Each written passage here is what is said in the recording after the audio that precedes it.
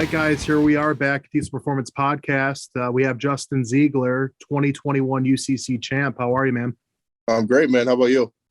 Living the dream. Living the dream. Like I had said, you were the 2021 champ. You brought a real nasty setup. I know I was following some of like the Fire Punk videos where they did some of the front tubular front end stuff and that crazy turbo setup, kind of wrapping up everything for last year. And then, more or less you brought the heat and came with that win. Give our listeners a little bit of a rundown on the truck, what the package last year looked like. And we'll just kind of kick it off there. All right. I mean, the truck last year was a 06 2500 quad cab short bed. We raced the truck for a couple years before we really went crazy with it. And,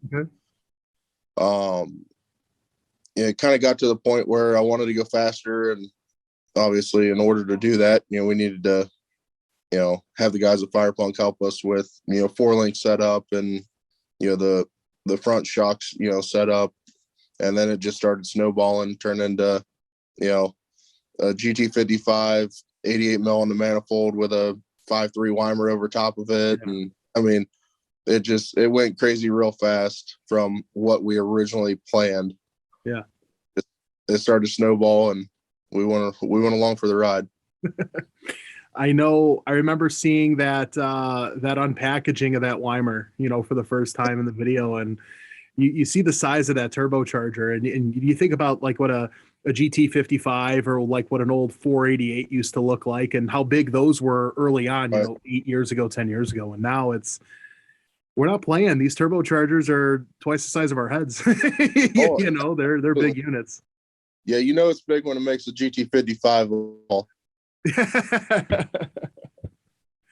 Now, why the Cummins platform? I know you said you had, raced the truck several years prior. You've been doing this competitively for some time now, but it seems like the Cummins has like that staple, right, in competition, and it always seems to dominate. What were those reasons for you to want to be invested into that 06 platform? I mean, I've always been a Cummins guy. That's what we sled pulled for years and years. I know the Cummins platform really well. I'm very comfortable with it. I'm confident enough that pretty much throwing any curveball, we could make something work and at least be able to finish a competition for sure. Yeah. Plus, it's the best bang for the buck, in my opinion. Yeah, I think the small block Chevy of the diesel world. It really is, man. I mean, I think anyone that plays with this, like, you're going to have your loyalists, right? Oh, I'm Ford loyal, I'm GM loyal, Duramax, whatever. But if you're going to break it down in dollars and cents, the Cummins platform is the best bang for your buck, and it's the most versatile, in all reality. Yeah, absolutely. So UCC prep, let's shift gears. We'll talk more on 2021. Walk us through that experience. What did UCC 21 bring to you? I mean, clearly it was good. You're coming back to defend your title, but walk us through some of that experience. UCC 21. I mean, it's hard to describe, but at one point, after winning the dyno, and finishing number 2 on the drag race, like, you started to kind of feel the stars start to align and feel that luck was on our side. And it was just like, you can't describe it. It was just a really cool feeling. The team, I mean, we clicked great as a team. We all know each other very well, worked together for years. Mm-hmm. Just seeing everybody come together and, what we as a group created work like we knew it would, despite all the naysayers, it was just unbelievable. So in that weekend, right, I've been to UCC plenty of times, never competed, right? So I don't know what that's like, but from a worker that weekend, right, we work a booth and stuff like that. We do the podcast stuff. For us, that weekend is a blink of an eye. It's a blur, right? You don't really get to take much of that in. From a competitor perspective, it's kind of that same process. Like, you don't get to take any of it in until it's all said and done. Oh, absolutely. So I've been a spectator before. We helped Mike Wazowski's team doing the qualifier. So I've kind of seen every step of it, but being a full-on competitor, like, I'm used to being able to go talk to my buddies at their booths and, have a good time. There was none of that. Like, it was all business. Yeah. And, at the end of the day, it was well worth it. Yeah. I mean, it paid off for you, right? Now, I remember a few months back, you had the chassis up for sale. Yep. So, walk our guys through, our listeners through, what are you bringing for 2022? Is it the same chassis changed up, different power plant? What's that look like? It will be a lot of the same stuff and something a little bit lighter. Okay. So that was our biggest holdback with that truck is, that quad cab's still full factory frame, okay. Front to back. It has fiberglass doors and bedsides on it, but it's still heavy. I mean, it's, right around 5,300 pounds with me strapped in it with all my race gear and nitrous bottles. It's right there. And it's hard to, Dirty Hooker's pushing the fours and they're going to be there by UCC. Yeah. And in order to be competitive with guys like them and Derek Rose, who's got a really good chance of coming out and putting fours on the board, we got to be able to do the same. So is it too early to tell? Are you coming with the crew cab chassis again, or you're not saying? No, it'll be a regular cab on bed. Okay. Maybe a different color scheme. That's still in the air, but if not, it'll be the classic white with the gas mask logo on it. Okay. And then same power plant, trans combo, things like that are going to be similar? Going to a Rossler Turbo 400, so we can trans brake it. An SES transfer case. Will be the same engine. The same turbos will be on it at some point. Probably will not be on it for the drag race. We're going to change that setup a little bit just to, save the weight and have a little better controllable power. Okay. Now with UC 2021, did you do any other competitions or do any other drag racing, or that power plant was really just for that competition? And then that was pretty much that for that truck. So that engine actually before UCC, it already had a ton of passes on it. We did King of the Street with it. The prior, it had tons of runtime, tons of testing. I can realistically, that engine probably had better than 52,000 plus horsepower pulls on it. Wow. And that was a coolant flowing enforcer from D&J. And it never missed a beat.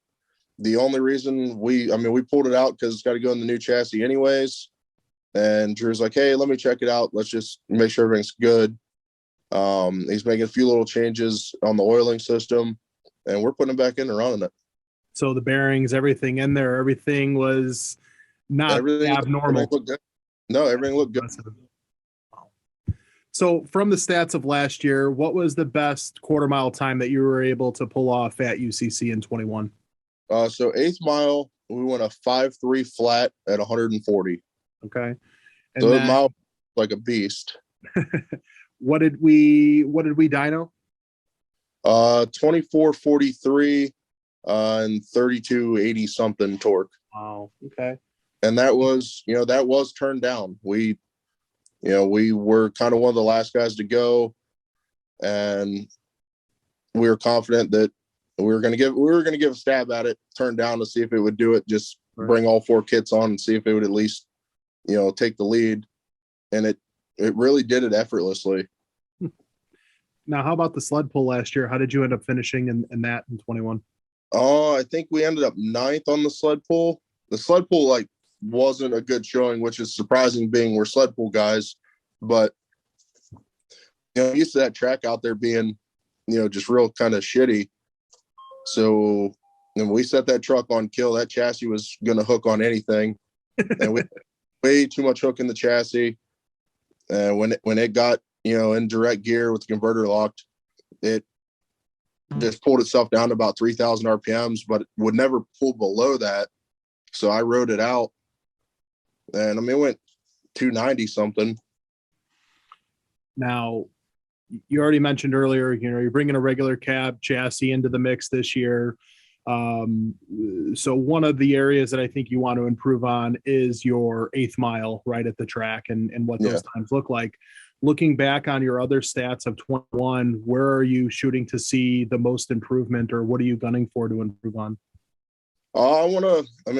There's room for improvement across the board. All three events, we need to do better if we want to beat, like I said, to be the best, you got to beat the best. So we have to keep pushing the envelope and pushing everything forward, or we're going to get left behind.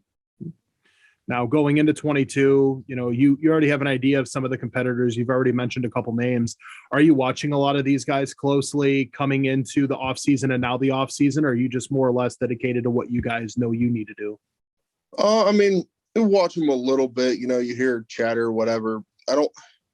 I've never really cared what everybody else was doing. We make a game plan as a team on what we think is going to give us the best opportunity to win. And that's what we care about, and that's what we pay attention to. Interesting. 2022, what's your top three predictions? Besides you guys, number one, you're not showing up to take anything less than first. We all know that. Right. There's a lot of guys that people have counted out that they really shouldn't. You can never count out. Derek Rose is the king of pulling a rabbit out of a hat. Dirty Hooker. Like I said, they're right there. That is a badass hot rod, and it's gonna go for us this year. There's no doubt. They were. I want to say, I'm not the biggest Duramax guy, right? I make that vocal, but I was very much impressed with Dirty Hooker's performance last year. Man, they're doing the business, right? Absolutely. That's your top Duramax guys right there, and and they show out. They're definitely no slouch. I think everybody needs to pay attention to Turbo Tom. I can see him doing some big things this year with, just the changes he's making. Like I said, we're going to work our butts off to be at the top. But, those guys, I never count anybody out. No. In a big event like that, like you need that, that little bit of luck to be on your side. For things just to work out. It's a lot of luck, like don't underplay that. It's a lot of luck. You got to keep a truck together for, how many events over the course of a few days. And You're working that truck, you just said you had, 50 dyno pulls on that engine. And then miraculously it stayed together the entire UCC of 2021. Right. That's impressive. Yeah. We actually took that truck. We went and raced at Scheid with it. Went and raced at Rudy's with it. And when I got back from UCC, like we were just burnt out. So the truck sat for 2 months. We did nothing to it. Didn't even look at it, just kept it in the back of the shop. And that was that. Stuck in the corner, threw the cover on it and said, we'll figure that out another day. Decided to pull it out, and the truck started out of nowhere. The truck was just getting faster. We had not put the UCC tune back in it. We wanted to make another pass this year on what went a 5.30. We never got the chance, but we completely turned the truck down, shut all the nitrous off except for a very small jet on the brake, and the truck went a 550 at 136. Oh, wow. So I'm quite confident we could have improved on our, on our personal best, but we really didn't need to. No. We fought the truck for the entire day on Friday at Scheid just to slow it down to race 590 because we're too heavy. They won't let us run Pro Street with it. Right. So it was way harder to slow it down than it was to make it go fast. Now this regular cab that you're going to bring into the mix, full fiberglass, front end, front half, all that, you're I would assume. Yeah, right around there. It's going to be a pretty simple setup. Simple like the quad cab was. We want to be user friendly. We want to be able, if we have to work on it, that it's we're not pissed off at it the whole time. We want to be able to get done what we need to get done and get back on the track. Now, for any of our listeners here that aspire to potentially get into this in years to come, what's some advice that you would give those guys? Find a good team. Yeah, work with guys in the industry. You can't. I don't care what anybody says. They can say all the negativity they want. You can't be the best at everything. No, it So takes a team. guys that are, and get them on your team. Speaking of teams, anyone you want to give a shout out to? Oh yeah, everybody at Fire Punk. I can't thank those guys enough. They help us a ton.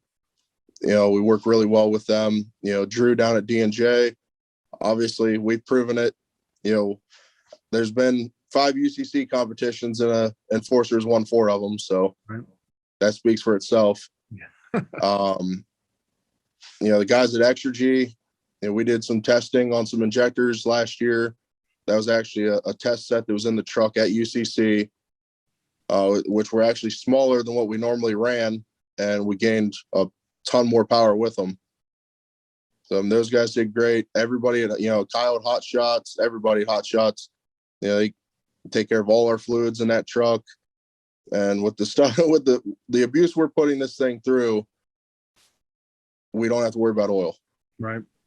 It is the best there is, in my opinion, and I've tried pretty much everything that's out there. In my opinion, that is the best with the things that I know personally I've put it through and seen it not tear up engines.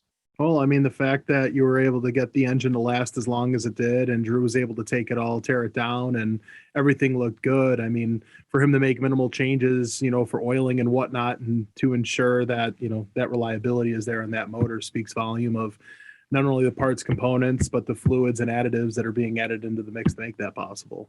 Oh, absolutely. Yeah, we definitely couldn't do it without the team, for sure.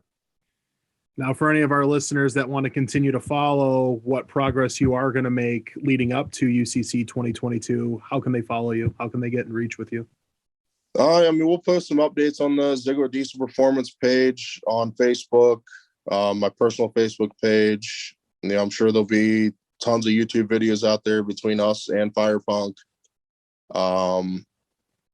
That's pretty much the easiest way to check our Instagram out. We're always kind of posting some sneak peeks here and there. Obviously, we're not going to let too much out of the bag until we pull it out of the trailer at UCC. Right. Well, I think I speak on behalf of all of our listeners. We're really excited. It's crazy to think, right? This is middle of January, but UCC is going to come up real fast. It always does. Absolutely. Well, I appreciate you taking the time. Listeners, stay tuned. We have more segments coming up. Thank you. Yeah, thank you.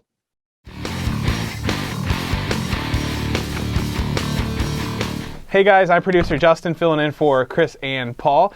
On the industry news segment, we got Anthony. How you doing, Anthony? Good, man. How are you? I'm good. All right, what do you got for us this week? I got a couple things. Light week so far, but the big news is our 2.8 Stealth turbocharger. Okay. So if you've been following us for a long time, majority of our viewers have. I still get calls to this date about when Nick took apart a stock 2.8 turbocharger. Yes. And that video has blown up. I don't know how many tens of thousands of views are probably on there. Yeah.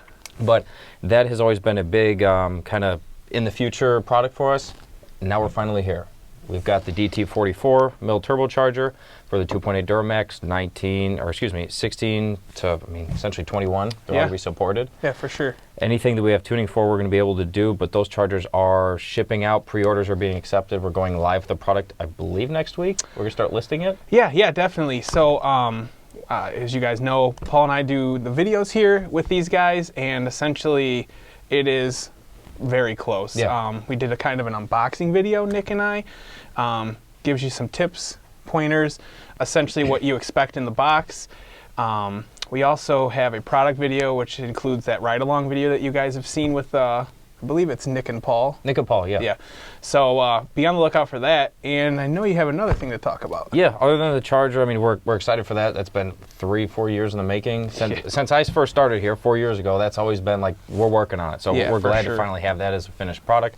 The other thing is 22 Cummins support. Yeah. So you might have seen in the previous videos when we did the towing test that we had that 19 dually. We traded that in. We have a 22 mega cab single wheel that we have with a 68. So we're finishing up support for the CMF platform. A little different than the 21s. I think some of the encryption stuff. Yeah. That's where Nick and the guys in tuning come into play. For sure. But we're going to be working on single tune switchable from 19 plus as a whole. I mean, that's always been in the works, but we're getting a lot closer to that. So excited to be bringing 22 Cummins support and the 19 plus switchable. It is going to be a big thing. We get that a lot. Anytime a new model comes out in the new year, it's always, hey, do you have this? That or I think guys order their trucks and then go, hey, do you have support for my 24 Duramax? It's like, are they even taking orders? Yeah. No, but I want to know. It's really like, we can't even get one. Nick's notorious. It's nice to see Nick bought that one because usually he's notorious for going to the dealership and just stealing, taking tunes off of that. Yeah. So, yeah, it's interesting to see that. Also, like, I hope Nick doesn't watch this, but I hated that 2019. So why didn't you like it? I mean, all like dualies, they're so ugly. Yeah, I mean, it's definitely a towing vehicle. Like anytime, like even when I talk to guys on the phone, we talk about the drivability. It's like if it doesn't have a trailer on it, it drives like dog shit. Yeah, for sure. Granted, that's what they're built for, but yeah, unloaded, their things are terrible. But nice to have this truck in. It's sweet. I mean, we've already got a company sticker on the back. Nick and Tim and the guys in tuning have been working on it nonstop. So excited to bring that support coming here to the future and being able to share that with everybody. For sure. Awesome, Anthony. Thank you so much for that. Guys, stick around. We're going to be having Jeremy in the Super Tech seg and Sean Lynn with the Knowledge Base.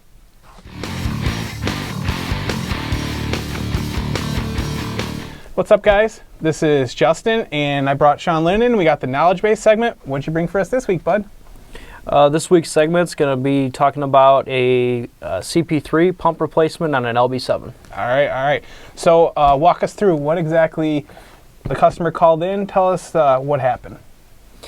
Yeah, so basically, pretty standard procedure here. People replace their CP3 pumps on their older trucks because, as you know, they go bad over time. This specific customer installed a new pump on his truck and immediately started getting fuel rail pressure spikes. Okay. And that's where we had to dive into it a little bit deeper to see exactly what he got. All right, so he called in. How immediately after installing it? Was it like first startup go? Yeah. Yeah? Okay. So walk us through what'd you do with after you diagnosed the issue, what'd you have him do? So this is pretty common, to be honest with you. There are times where people buy a pump off the internet or from Exergy, for example, and what they don't know is that a lot of times these pumps will come with LBZ regulators on them because naturally it's an upgrade for a lot of people.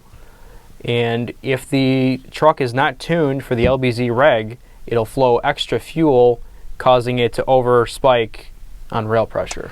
Yes. So essentially, Sean's not wrong. This happens quite a bit, especially if guys are buying parts that someone bought and didn't use or something like that. I was in tuning before in this company. I've been pretty much at every position here. I was Sean Lynn at one point. What did we do to fix that problem? So naturally, of course, we asked for a data log, and we reviewed the information with our tuning guy, Brandon, who does most of the Duramax tuning. And we sent him a tune update, basically set up for the LBZ regulator, because we need to close the regulator more to control the fuel that it's putting out. And after that, then he was good to go. It was really just a tune update, pretty common thing. Yeah, for sure. It's definitely one of those things where, like, if you are driving the truck and that's happening after putting something new on, it's very unnerving. It's one of those, it's your LB7, right? This thing's been on the road. This guy probably had it for a while. Do you know how many miles he had on the truck when he had to replace the CP3? Did he tell you? I think he was in like the 250,000 mark or so. Okay. I mean, that's usually when people start modifying them, after they've driven them a long time and they want to refresh the injectors, the pump, then they start going with turbos and transmissions. Some guys even sooner because typically the transmission doesn't last to 250,000 unless all you do is highway drive it your entire life. For sure. It's one of those things too, like you said, you grabbed a data log, right? And you guys reviewed it. That goes to show the importance of these data logs, which, essentially EFI Live, that's the one I'm used to. I know you guys look at Easy Links too nowadays. It's one of those things where the first step to figuring out a problem is codes or data logging, right? It's always like that. I'm pretty sure that's the first step you guys usually go. And here we go, we solved it in no time. Yeah, basically just to determine that it was an LBZ reg, because he wasn't sure exactly what kind of pump it was. We reviewed the log and we noted that it's commanding this much rail pressure and we're actually getting this much all the time. So from there on, we pretty much assume that it's an LBZ reg, especially after looking at the data. For sure. These guys answering the phones, I'm sure you probably knew it right away before you had the guy doing it. But these guys know what they're doing, and essentially figuring out the problem is the first step to solving the problem. So that's awesome. And anything you want to leave with? It's just very important when you guys order CP3 pumps for your LLY or your LB7 to know whether it's an LBZ regulator or not. Because if it is, you need a tune update, and if not, then it's not necessary. Unless we're talking like a 10, 12, or whatever larger CP3 pump. For sure. All right, guys, stick around. We are going to be having Jeremy on for the Super Tech seg. Sean, thanks for joining us. Thanks for having me. All right, guys. All right, guys, and it's everyone's favorite segment, I'm not going to lie, including mine. My buddy Jeremy here. How are you? I'm good, man. Jeremy, I saw you literally mother effing a truck. So is that what we're talking about today? Yeah. 2018 L5P. All right. Yeah, brand, almost new truck. Okay. So essentially, it looked high. I mean, for 2018, that thing looked like it was run through the ringer. Oh, yeah, yeah. It's 2018. It's a transport truck. So it drives cross country. 287K, so it's got 300,000 miles on it. Oh, yeah. And it's coming in with some emissions code. Still fully emissions intact, too. Okay. So that's what's really cool. Wow, that's wild. Yeah. All right, so walk us through. What was the issue? Some of the issues are it had knock sensor codes in it. So it's throwing knock sensors for the number 2 with catalyst efficiency. Okay. So knock sensor. Once I did that, we put a new knock sensor in it, and then it actually threw a number 5 injector code. Okay. So, okay, that makes sense. Yeah, I mean, 287K, looking at the balance rates of the injectors and seeing that stuff, it's like, okay, the customer's like, hey, can we just put 1 injector in it before we do all 8? Just we want to make sure that's the problem with this truck before we do all this work. For sure. Which is not something you guys usually recommend, right? Because when you do that, you're out of balance rates. That's not going to help the new one. Exactly. It's just we're trying to get the truck diagnosed and dialed in. For sure. It's a rare case we do that. We don't normally do that. We normally just say, hey, put all 8 in, and you're good to go. But we really want to dial this truck in since it is newer platform. Yeah, for and sure. it has 287K. For sure. Yeah, definitely. It's rare. But the mother effing came in because of everybody knows that injectors stick on like an LBZ, an LY, things like that. Well, definitely. An LML even. But yeah, it took me 3 hours just to get the number 5 injector out. Guys, he's not joking. I walk around the shop and Jeremy. Yeah. I mean, you guys follow Jeremy. He literally he just recently posted that thing. Yeah. And essentially, the man, I felt bad. He looked like someone at the gym for the second hour, but Right. Hey, it ends up coming down to just having to weld a nut and bolt on top of the injector. So now I'm welding on top of a fuel injector. I mean, how bad can that go? Right. And then we hook a slide hammer up to it and slide hammer it, and it still took a while, Asian persuasion or little persuasion, to get it to come out. So essentially, did you notice that after you did the 1 injector, you guys still diagnosing or? Yeah, we're still in the middle of diagnosing, but it brought my balance rates down from that. Okay. That number 5 injector, when I started it was at almost 4%, I guess you could say, MM3. Okay. So the others were around 0. That one was around 4 MM3, and then I put that injector in, and now they're all evened out across the platform. So yeah, we're just now trying to get the truck to get into regen and just make sure she's good. For sure, I get that. So yeah. All right. Well, that seems to be the common theme here when you have those high mileage trucks that are usually like the guys that are doing transport, right? Yeah. So. I guess I would just recommend on this is just like, kind of what I did on this one. I kind of like how we step back and we're like, okay, let's, instead of selling this guy $5,000 worth of injectors first, like, let's just dial in, since it is a new platform, and dial in, try to get it fixed and dial in exactly what's wrong with it first. And then, hey, you know what? 1 injector's bad, the other 7 are going to go bad. So it's one of those things where you don't want to throw 6, 8, exactly. I mean? A bunch of money at it. You want to figure out the issue first. Right, exactly. And then you want to go for it, which is something like we just talked about with Sean Lynn, where it's one of those things where you want to get it right. Yeah. And you don't want to overspend. So no, and that's exactly it. I mean, they are on a budget. It's a transport truck. Who knows? 287K. This guy might not have it for 8 more months. Yeah, for sure. I mean, that thing is high mileage for sure. And it's one of those things, like you said. He's also They don't want that truck down. That's Right. money. Every day that truck's down, he's losing money. Yes, he is. So awesome, man. Thank you so much. All right, guys. Thank you for joining us for this week. And next week, be ready for the usual suspects to be hosting. Thank you so much, Jeremy. Thank you. Have a good one, guys. Thanks for joining us today, guys. This has been Paul Wilson. And Chris Ehmke. Make sure to like and subscribe, and we'll talk to you again soon. Oh, God damn it. I Quit hate being- being on camera.